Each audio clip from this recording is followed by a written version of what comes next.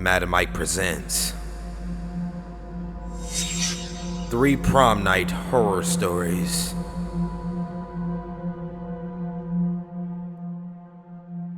Story number 1, The Girl at Prom, written by BlairDaniels. My parents forced me to go to prom. "Henry, you're the only new kid at the school," Dad said, as Mom nodded eagerly behind him.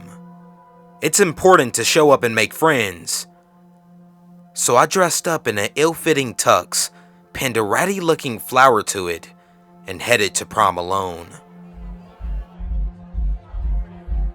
The bass throbbed painfully in my ears. Tacky streamers were hung from the ceiling, and the dance floor was scattered with a few whispering couples. I pushed past all of them and sat down at one of the tables alone. But it wasn't long before I heard a small voice. "Excuse me?" I looked up. It was a pretty girl, but I had never seen her before. Deep brown eyes, long black hair, and a purple gown that touched the floor. Must be somebody's date from a different school or something, I thought.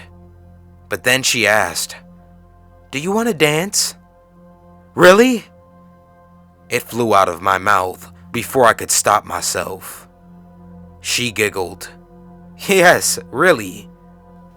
We made our way to the middle of the dance floor, next to cheerleader Molly and jock Casey. She wrapped her arms around my neck, and I just stood there, stunned.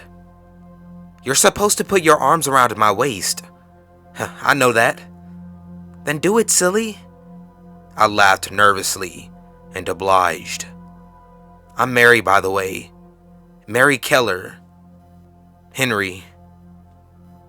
Motion caught my eye, and I looked up.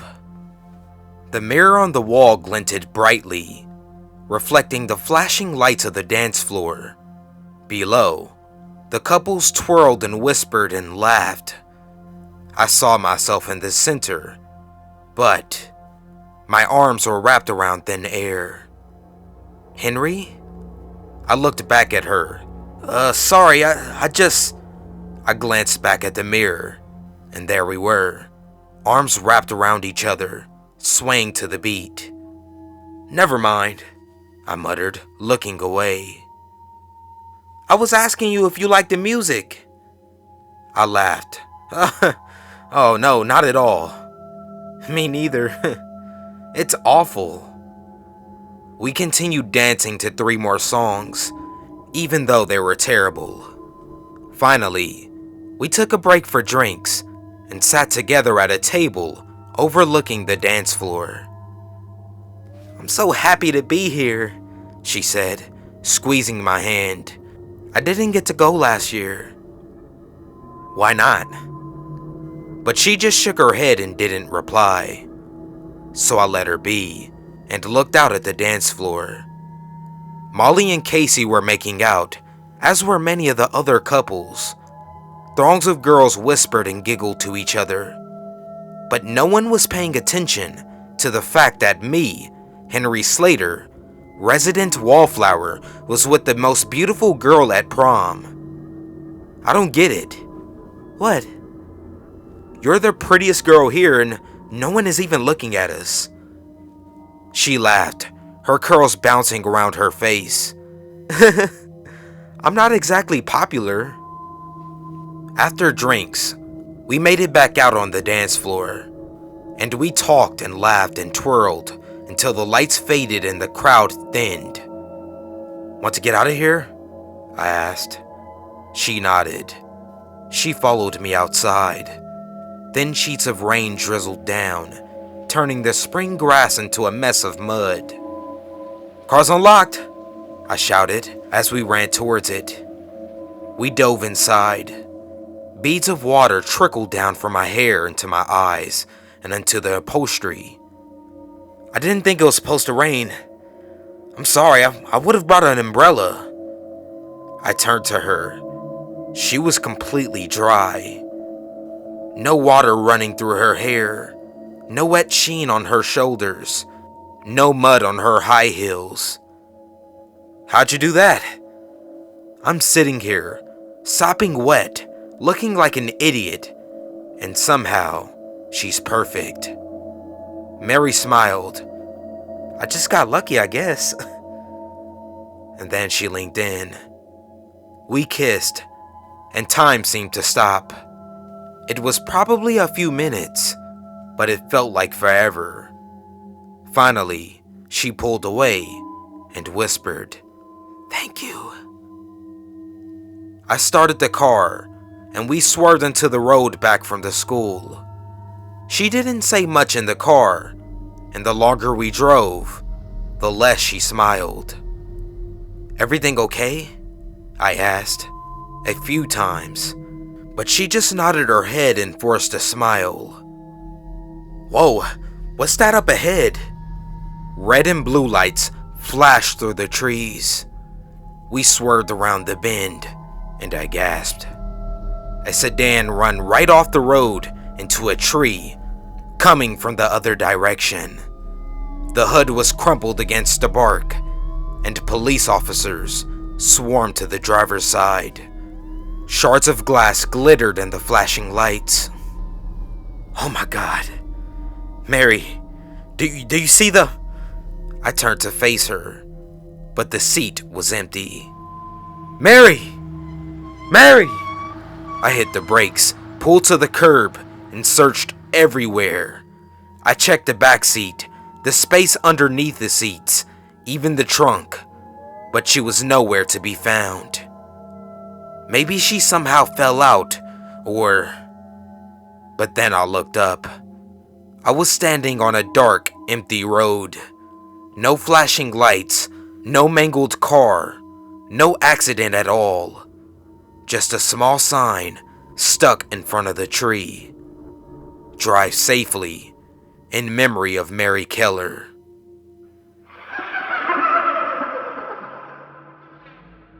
Story number 2. I lost my best friend on prom night. Written by ProfessionalSuccubus.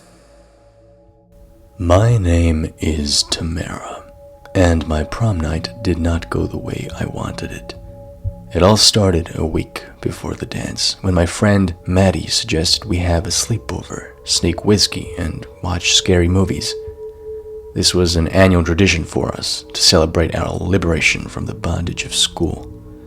Senior year, our last one, was extra special. Naturally, I said yes. Maddie and I had met freshman year and bonded immediately over our mutual love of scary things and being the only goth kids in town. We were both fascinated by monsters, the occult, anything dark and creepy. So I wasn't surprised when I showed up and saw that Maddie had filled her room with candles and set up a Ouija board. I was so stupid. So fucking stupid. Poor Maddie. I miss you. The worst part is I don't even remember exactly what happened that night. We drank, laughed, discussed what we were going to wear and do on prom night, shouted at the ghouls on TV, shouted at any ghouls that we thought were in the room with us. I remember us both cackling at one point because we'd started using the Ouija board to convene with the ghosts over what horror villain was hottest. Pinhead was a fine chunk of man-meat, right, oh heavenly spirits? I proclaimed, pushing the planchette towards yes. Maddie giggled and took the planchette from me. Hotter than Vincent Price from House of Wax? Way hotter, I insisted. I'm gonna have to disagree, she slurred, grinning. I can't get enough of Vincent's goatee, pointy mustache combo thing. It's very Spanish Explorer. Now, if I could just land a guy like that as a prom date... She paused and steadied herself, then promptly fell backwards with a thud. The forgotten planchette went flying. Conquer me, conquistador. I'm yours. Things went hazy near the end of the night. I remember feeling a chilly breeze and thinking it was strange, since it had been oppressively muggy all week. I remember the chill was followed by a sharp burst of nausea punching its way out of my midsection, followed by the disjointed thought, "Oops, sick, drank too much," followed by a long and blissful sleep. The next morning, I woke up, puking. That part wasn't a huge shocker, but I did get scared when I opened my eyes and saw wings. Insect wings, small, maybe an inch long, and translucent. They floated in the brownish-yellow sludge of my vomit, defiantly geometric. It was early enough, and I felt shitty enough that I decided to ignore it. The nausea faded, but I still felt achy all day, and I threw up a couple more times that evening. No wings this time. I chalked it up to drinking too much on an empty stomach. I must have been so dehydrated I imagined it. Sunday morning, I was puking again, and this time, what came up terrified me. It wasn't just wings. There were small chunks of some dark-colored material. I remember how they scratched my throat raw coming up. When I realized what they were, I dry heaved. I recognized them immediately. They'd been all over the previous summer, with their rainbow translucent wings and stocky little bodies. Their spawning season that always garnered fascination from entomologists and local news stations because it only happened every 13 to 14 years. They were cicada. Before you even ask, no, I did not tell anyone I was throwing up bugs. I was terrified I was going to die or get in trouble, and I kept telling myself that it would soon stop. I had barely cleaned myself up when Mom yelled it was time for church. I sat through the entire service with a dull, throbbing headache. The headache seemed to dissipate once I stepped out into the fresh air, but the all-over body aches and pains continued into the week. I stopped throwing up bits of bugs, but I did start to worry that I'd be sick for prom. I couldn't miss it. It was the only one I'd ever have. By Thursday afternoon, Maddie had cornered me to ask what was wrong. Shaken, I explained, but made it sound as though I believed I had just gotten too drunk, and then gotten a stomach bug. Disappointment shrouded her face, and she asked if I thought I'd miss prom. Feigning confidence, I assured it I wouldn't. We talked as we walked home from school, and by the time we got to my house, I was almost feeling normal again. That feeling vanished as I passed our neighbor's cat, Squeaks, on the sidewalk. Normally friendly and outgoing, she recoiled and hissed when I tried to pet her. I'm sorry for what I did to her. Unnerved by Squeaks' reaction, I told Maddie that I was going to lie down and went inside. I ended up sleeping through to the morning. I woke up with the cool early morning air on my skin, feeling better, although there was a coppery taste in my mouth and nausea still hung in my gut like an unwanted pregnancy. Contentment soon gave way to confusion as I realized my t-shirt, clean when I had gone to bed, was crusty, as if something sticky had dried on it. Confusion transformed into horror when I got up and felt something small and wet fall out of my lap. Squinting, I knelt to see what it was. Once I was able to shake my sleepy haze and realize what I was looking at, recognition bloomed like a horrific flower in my mind.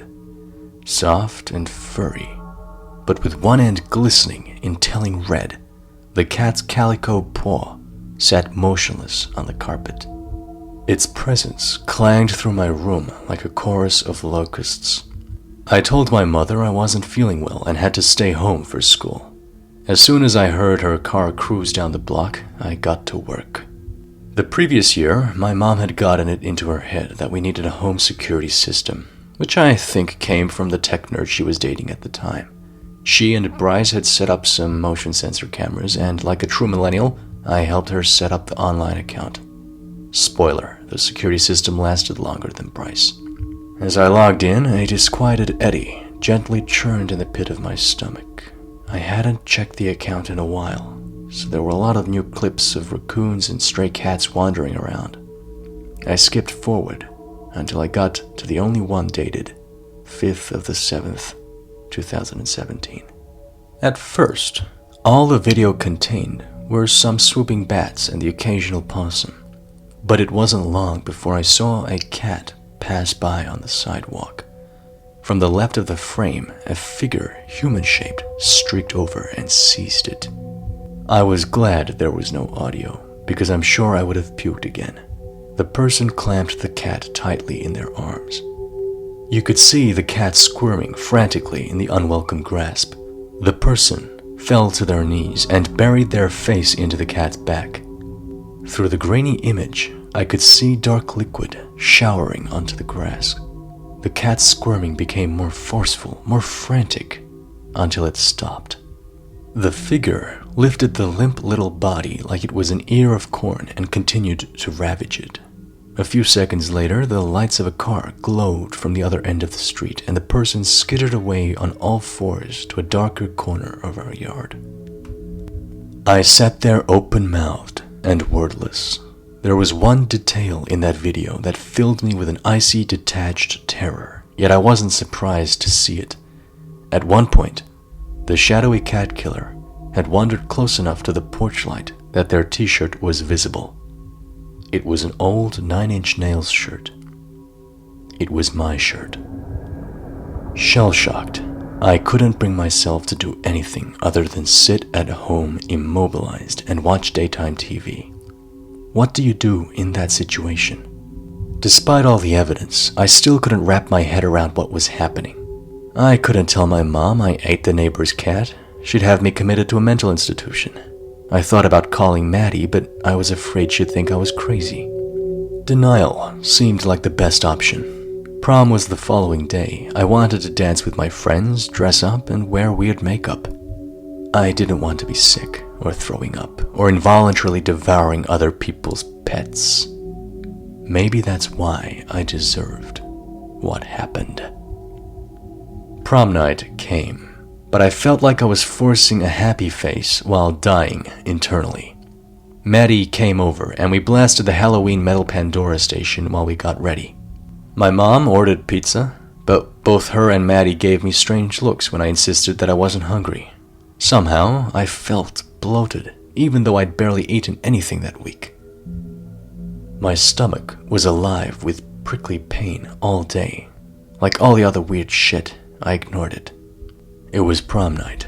I was so close, I just had to put it aside long enough to enjoy myself. I should have known it wouldn't work. Maddie drove us to school, and we'd barely gotten through 2 songs before a cramp shot through my midsection like a lightning bolt. I remember feeling reassured that the dark gym and strobe lights would hide any strange movements I made. I straightened up and waved off Maddie's concerned expression.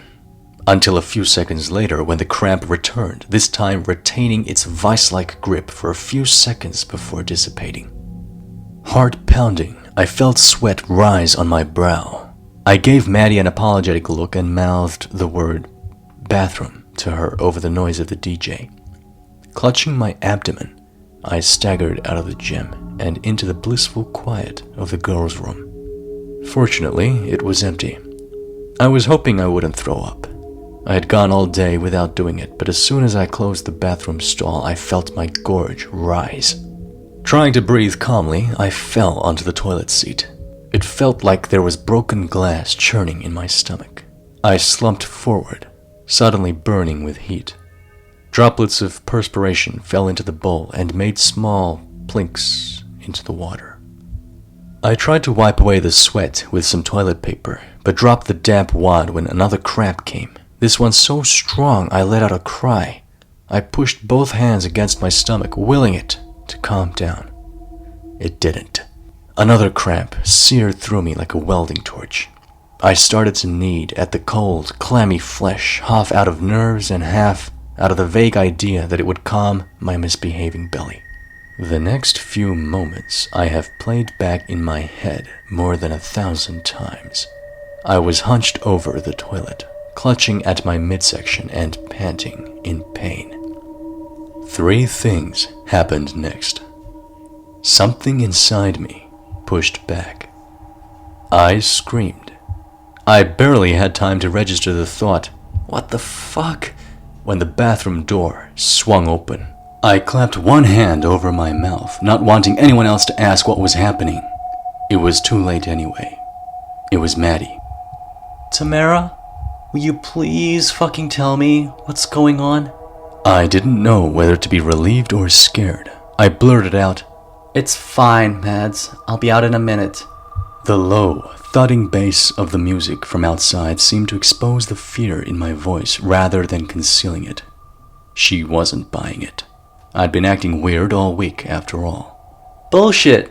Look, if you're sick, it's not a big deal, okay? It doesn't matter if we miss prom. Fuck it. If you're this sick, you need a doctor." Her words hung in the air, and above all the fear and anxiety and pain, I felt only gratitude. I never got to thank her for it. Another cramp hit me, and this one felt like the final boss of cramps. I'd never felt anything like it. A huge, solid mass slowly descending through my body, stretching everything until it couldn't stretch anymore, ripping me in two. I screamed again and maintained the sound until it became a wail. Wetness started to spread beneath me. In horror, I lifted myself and saw blood soaking my dress and trickling down my thighs.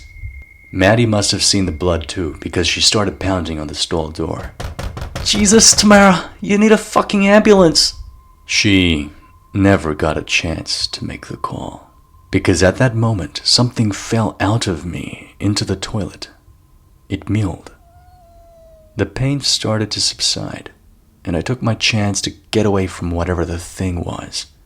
Falling to all fours, I pushed open the door and crawled away, gasping for air. Maddie's face was a mask of concern underneath all the makeup. She took me in her arms for a moment while I sobbed and heaved. There was a trail of scarlet leading from the stall to me. I could still feel the blood, slower now, but still flowing, pooling underneath me as I lay. After a moment, Maddie got up and went over to the stall. I didn't have much time to cry out or warn her. I'm sure she thought I was just another scared pregnant teenager. She didn't know about the cicada, or squeaks, or the pains I'd been having. She thought she was going over there to check on a normal human baby. Terrified, exhausted, and dazed from the blood loss, I lay weakly against the opposite wall. Maddie peered into the toilet. She managed to scream for half a second before tentacles, 3 or 4 of them, shot out of the bowl and wrapped themselves around her face. They pulled Maddie, arms flailing, into the bowl. I'll never forget how she writhed and fought. Oh, Maddie. This is the part where things start to get fuzzy for me. The doctors and my court-appointed psychiatrist later said it was from the blood loss. The tentacles squeezed, impervious to any of Maddie's kicking and punching. It simply waited until she went limp, collapsed against the porcelain, her knuckles dragging against the seafoam tile. Then it raised her high above the toilet by her ankles like a cow for slaughter. I moaned and reached out, trying to stand up, but I was too weak. Like a fish, my mouth gaped, but no sound came out. Maddie, still inverted, started to spin. A thick gurgling emitted from the bathroom stall as she was pulled towards the beast in the toilet. Her hands and arms disappeared first, the red spray coating the cheap metal walls. There was a crunching, and her body jerked downwards, one shoulder first, then the other. The crunching intensified as her ribcage was crushed. The thing let out what I can only describe as a belch, sending a geyser of water, blood, and pureed tissue into the air, soaking me in my best friend's remains. For a moment, the thing lifted Maddie's corpse up in the air, and I could see meat and entrails hanging like ribbons from her shredded waist. Tears streaming down my face, I covered up my eyes and took solace in the only mantra that would comfort me. This can't be happening. It can't be happening. It can't. Can't. Silence overtook the room. I started to fade in and out. Shades of gauzy gray encroached on my vision's periphery. I vaguely remember hearing the soft sound of something rubbery hitting tile and feeling the slight wind from the bathroom door opening and closing. In delirium, I thought, oh good, Maddie must have gone to get help. I lay there for who knows how long, until someone from my grade came in and found me. After that, it was a blur of IVs, emergency lights, and scrubs. So, that's the story of how I got here, to my little padded cell I've called home since that day. I woke up in the hospital, handcuffed to my bed. A stone-faced local deputy explained to me that while I wasn't under arrest yet, I was under suspicion of murdering my newborn son. My shock was apparent because he raised his eyebrow and explained what they discovered on prom night. I'd been found covered in blood and semi-conscious. Maddie was missing. In the toilet bowl was a baby boy, small and dead and blue-faced. The coroner had determined that baby was born alive and then choked to death. But since they couldn't get a definitive print off the body, and with Maddie's whereabouts unknown, they couldn't charge me for his death. They had found some of Maddie's blood at the scene, but not enough to imply she had died. They suspected she had wandered out, injured, and would turn up eventually. I knew Maddie wasn't going to turn up, but I still asked why he thought that. He responded, "There was a pretty obvious blood trail leading from the bathroom to one of the gymnasium exits, but we lost it once we got outside."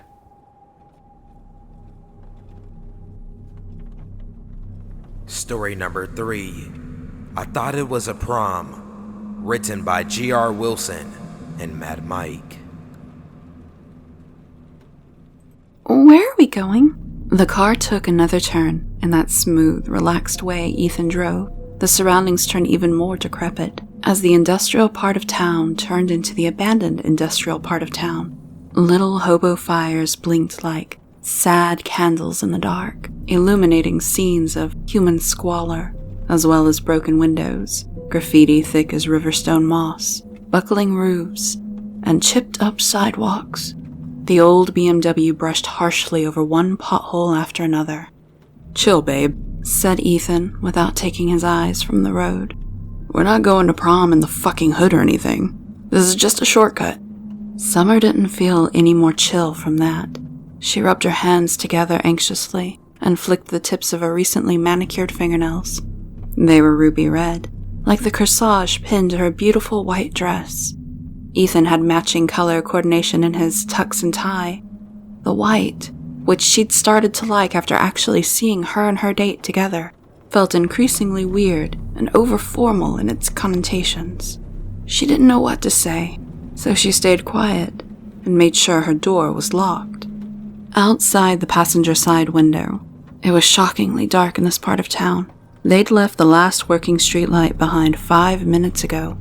Some music blasted obnoxiously from the upstairs window of a tiny house, tucked in between a vacant shop and a deserted gas station. The music sounded exotic and foreign, full of wailing woodwinds, drums, and chanting in a language that didn't sound like Spanish. Arabic, maybe. Either way, it added to the creepiness of the drive, even as the foreign sounds faded into the darkness behind. "Ethan," she said, trying to make contact with those cool green eyes of his. "This place seems really rough. I thought you went to one of the nicer charter schools." He smirked in that cocky, sexy way she loved to hate, and flicked his eyes at her a moment. "Yeah, but guess what's the first thing on the budget to get cut when things are tight? Our principal's a big stickler on funds going to explicitly educational priorities." He said the last few words in a mockingly formal and nerdy character. "It's gonna be kick-ass anyway. The place is just..." He took the car around another turn, missing an unexpected broken-down truck by a thin margin. "Up here." The sight of illumination other than the car's headlights granted Summer one last flicker of comfort. Ethan pulled the car into the lot in front of the warehouse that, while missing its better days, was several cuts above the neighborhoods they'd just ventured through. Buzzy and moth-badgered bulbs on tall posts threw illumination and twisting shadows across the asphalt lot. A plethora of other vehicles rested there already. No limos. A small crowd of young couples looked expectantly at Ethan's car, while chit-chatting with each other. All these other kids were dressed in white dresses and tuxes as well, the latter with a few variants in tie and vest colors. Summer noticed a strange shortage of women among the other prom-goers, there being only about a third as many girls as guys. It made her uneasy in a way she couldn't quite explain, and she felt the too familiar tingling on her neck and pit in her stomach. The building's front entrance, not more than 20 yards away, opened when another couple exited and joined the waiting crowd. No music, not even a pounding bass, emanated from the open doors as Summer anticipated. The pit grew deeper. "Let's go," said Ethan, who had parked and turned off the car. He gave her a playful little punch to the shoulder. "You ready?" He smiled at her with a confidence that quickly turned to confusion and then disappointment as he saw her worried body language. "What?" he asked comfortably. "You feel all right?" At least it was an attempt at consolation. She struggled to come up with the words and avoided eye contact with the other kids, who had stopped talking and were just standing there smiling at Ethan's car. Before she could open her mouth, Ethan's eyes narrowed and his nostrils flared. "What?" he demanded. "The fuck is it? You were all excited yesterday, and now suddenly you gotta go all weird on me? What's your problem?" He balled one hand into a fist and ground it against his seat. For the first time, Summer felt genuine fear of Ethan. For the past month, she'd been attracted from the first meeting to his devil-may-care attitude and bad boy character. He was skinny but strong and had the scars from many fights. She'd seen that fierceness in him when he told her stories and when he dealt with a couple of guys who'd made the mistake of trying to steal his bike. The unabashed toughness was a big turn-on. It was another story, though, having that dangerous side directed at her. She stammered, I'm sorry, I'm just... She felt teardrops forming in her eyes, despite her best attempts to blink them at bay. "You're just what?" he demanded. "I knew I should have taken someone else. I fucking knew you'd do some crybaby crap like this. Thanks, Summer. Thanks for wasting my 80 frickin' bucks." "I'm sorry," she squeaked, then cleared her throat. I'm sorry. Really, babe, it's fine. I'm excited. I get nervous sometimes for events like this. I had the same thing at my sister's wedding. I just need to get into it. Get comfortable, you know?" She saw the anger fade from his face, and then she reached out a hand to touch his arm. "I'm really happy you brought me. We're gonna have fun." She smiled at him, and that, along with the words, were an attempt to convince herself just as much as him. She'd already begun to regret going to another school's prom, especially a school on the other side of town where she didn't know a single person, other than her possibly psychotic date. Said date held back his anger, but still eyed her head to toe with a certain suspicion. He grabbed her hand and interlocked their fingers. "All right," he said, looking straight into her eyes with the intensity of a jungle cat. "Let's just have fun." He squeezed her hand, just barely hard enough to hurt a bit. "Relax." He brought back that characteristic smirk. Summer took a deep breath and nodded. She still wanted to get to a bathroom to text her parents and sister and friends in private, and she'd have to seriously rethink things with Ethan. But for tonight, maybe it wouldn't be so bad. She almost believed that. The two high schoolers exited the car, Ethan opening his date's door and offering her an arm. The other attendees, who began to follow the couple across the lot, continuously grinned and stared, barely blinking. Summer thought she could discern hissing whispers among the little crowd, but wasn't sure if it was just her imagination. Anyway, she couldn't make out them saying any words. The whole odd scene made her skin tingle with goosebumps. She herself whispered to Ethan, "So you're pretty popular at your school." She added a nervous chuckle. He nodded and pulled open the warehouse door. "You could say that. Not much to brag about when we're such a small school, but yeah, I pretty much know everyone." The group of about 9 guys and 3 girls filed past and into the dimly lit entranceway. As they passed, Ethan murmured a greeting to each one in an extremely low voice that Summer had never heard before. He was hard to understand, and apart from the names she made out from his speech, Isabella, Thomas, Gabrielle, Haley, Charles, she could only vaguely guess at what was being said. She wasn't sure if the murmurs were even in English. Ethan gave her a kiss, then led her inside. The door shut, blocking out even the meager light of the parking lot. Inside, the only light came from the tiny blue lights that appeared rarely along the wall near the floor. They cast an eerie luminescence that throbbed slightly as if in time to an unseen heartbeat.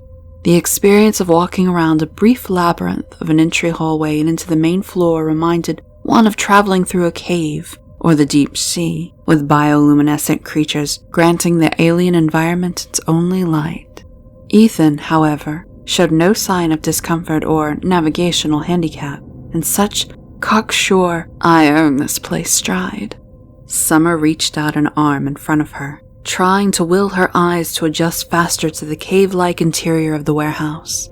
It sunk in how limited her options were. No way was she going to risk using her phone to call or text for help while Ethan was right there, and she sure as hell wasn't going to walk home from here. She realized she didn't even know where here was, which kicked taxicabs out of the already emaciated options column. Geez, could they not afford lighting either? She murmured. Ethan ignored it and led her into the main area. From speakers on the ceiling and hidden elsewhere in the suffocating darkness, played classical music. Summer didn't know much about classical, but this was definitely old, even if she couldn't name the composer. The music was cheery, upbeat in that proper country club party sort of way. Along the left wall lay a table in a white tablecloth with a couple of punch bowls and various cups on it. Further down were some sort of snacks on little gray plates. Couples, groups, and individuals milled about standing or sitting and stopped their whispered conversations to smile and stare once they noticed Ethan and Summer. As outside, there were far more guys than girls. A noxious smell floated over the big, dark room. The odor had a sweet floral component, overlaying something sharper and more bitter, reminding Summer of cleaning chemicals. "Come on, let's get a drink," said Ethan, and began to steer her to the relevant table. Summer became conscious of her heart pounding louder and faster in her chest.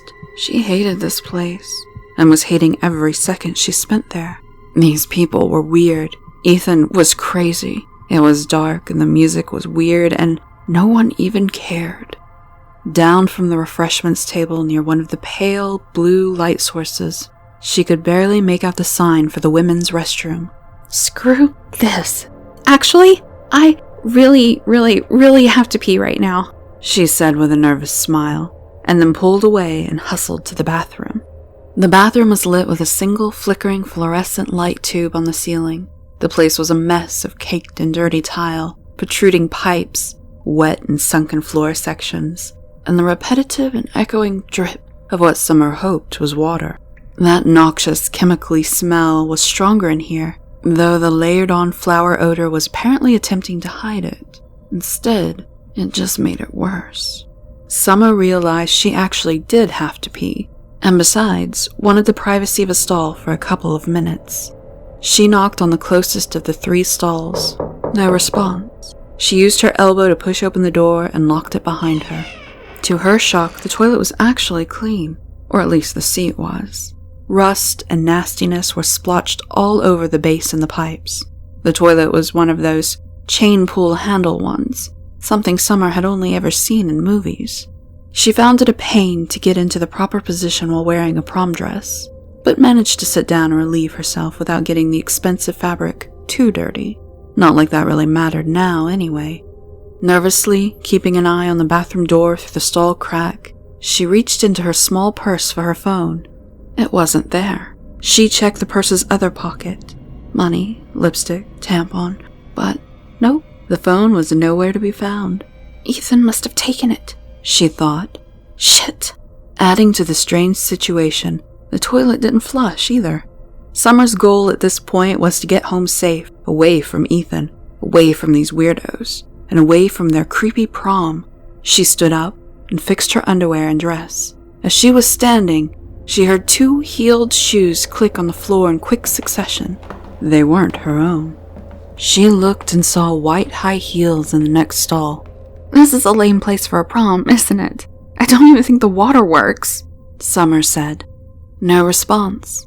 The other girl was apparently just standing there, facing the stall door. Summer's concern for someone else apparently hiding in the bathroom overtook her fear of talking to any of the strangers here. You all right? She asked. No response. The other girl's hand tapped slightly against the wall. The water kept dripping from that leaky pipe somewhere else in the room. The classical music kept floating in audibly through the bathroom door. Summer felt uncomfortable, at least even more than she did before. She coughed in an awkward attempt to break the tension, then opened the stall door and stepped out.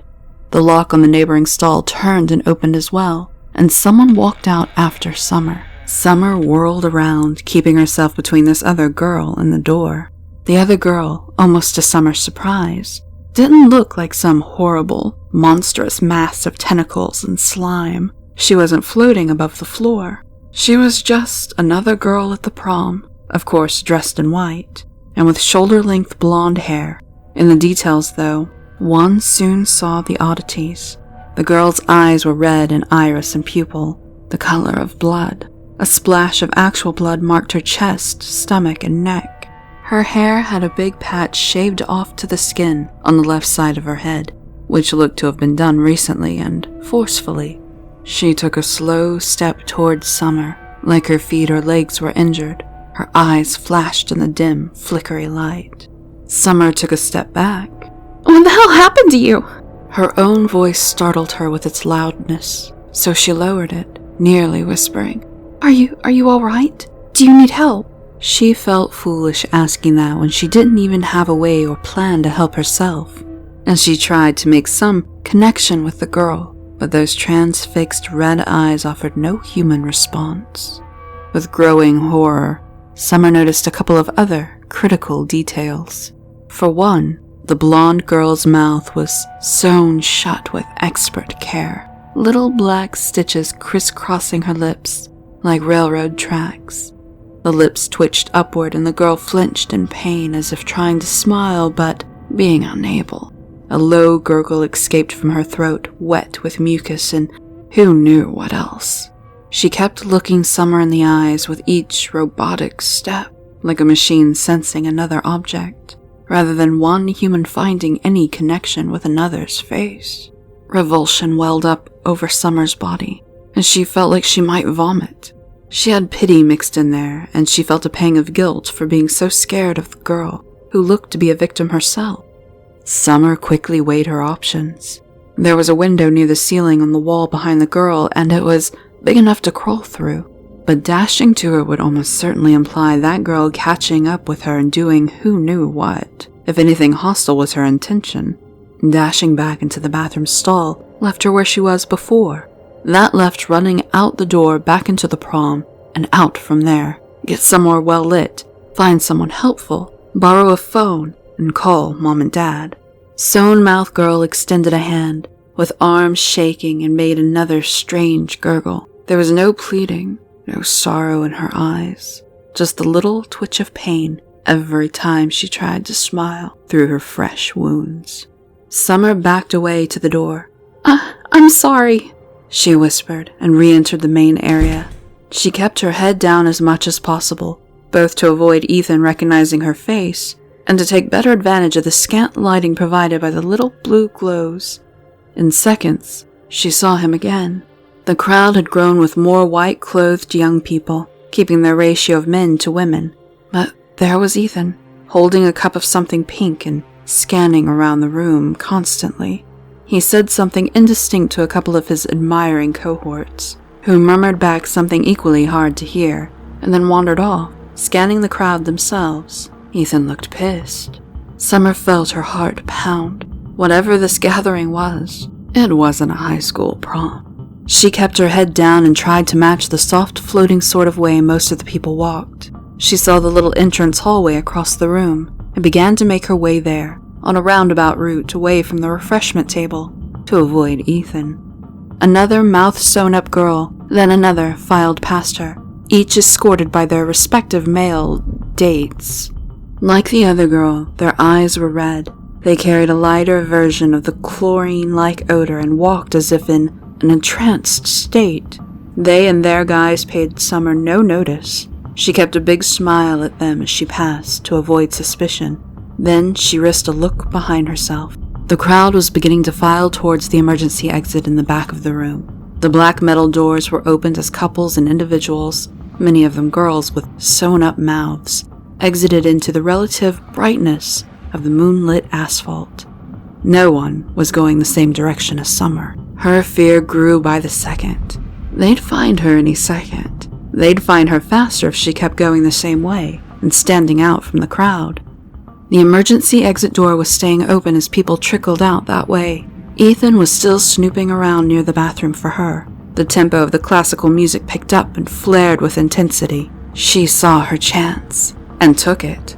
Escaping Ethan's notice, she walked step by anxious step to the emergency exit, trying to look relaxed, trying to keep that same weird grin everyone had. Please don't see me. Please don't look at me. Leave me alone. Leave me alone. Now white-clothed teens were on all sides of her, the crowd rushing her along. Out of the corner of her eye, she saw Ethan move, start coming over to join them to look for her. He'd see her any moment. Summer screamed and ran, unable to hold back her terror any longer. She didn't know if they were chasing her, if they were too surprised to react, if they simply didn't care. She just ran. Out the door and felt a glorious rush of cool night air against her skin. Heard the now blaring classical music fade with each step towards freedom. She flew off her heels and kept going. "Summer! What the fuck?" Ethan was yelling after her. There was a mass of freaks already gathered outside, and their expressions went from smiles to scowls. They pressed in around her, blocking her escape, and murmuring a chant in a strange language that Summer wouldn't have figured pronounceable by human tongues. Outside this circle, another girl was being dragged away by her hair and arms, by a couple of guys and another girl. The girl looked drugged, with red cheeks and eyelids fluttering. Her captors hauled her towards a gate, on the edge of a tall iron fence which surrounded the building's back lot. Summer screamed again. What the hell is this? What is wrong with you people? And moved for the last small opening in the crowd.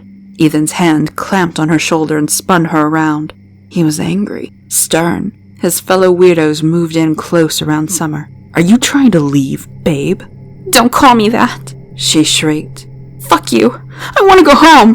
He slapped her, hard enough to knock her face aside. "That's not happening. At least, not home as you understand it right now." He touched a hand to softly touch the place where he'd slapped her. "I thought you were having a good time.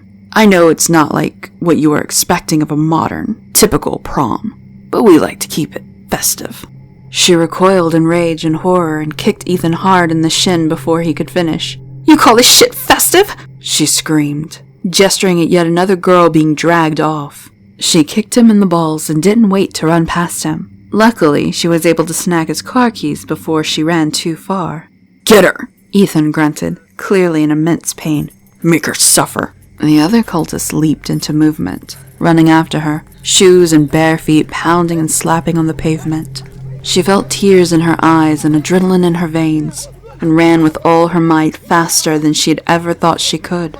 They were catching up. The guys were bigger and faster than her. Their feet were falling inches behind hers. Ethan was urging them on. The lot was now bright with that odd, deep, sea-blue light. She jammed the keys nervously into the car door key slot, missing every attempt as her hands were shaking uncontrollably. Right before they grabbed her, she successfully opened the door and jumped into the car. She immediately locked all the doors as the cultists began to surround the car. They began placing their faces on every window of the car and staring right at her. She turned the key in the ignition and the car wouldn't start. Ethan was still a couple of steps away from the car as he screamed, "Fucking bitch! You think you can just take my car and get away with it?" He walked behind the car. "Good luck trying to start it, you fucking whore." She screamed. "Fucking bitch! You think you can just take my car and get away with it?" He walked behind the car. "Good luck trying to start it, you fucking whore." He walked behind the car. "Good luck trying to start it, you fucking whore." Summer turned the key as she began to cry, and the car miraculously started. She placed the car in reverse and immediately hit Ethan while the car was backing up. Stop the car! What the fuck, Summer? Stop the car! Summer pressed on the gas to thrust her car back even more as Ethan jumped on top of the vehicle. She began to drive away as Ethan began pounding the roof of the car and holding on. Other cars began to follow Summer as she drove out of the parking lot. Oh my god, I'm gonna die.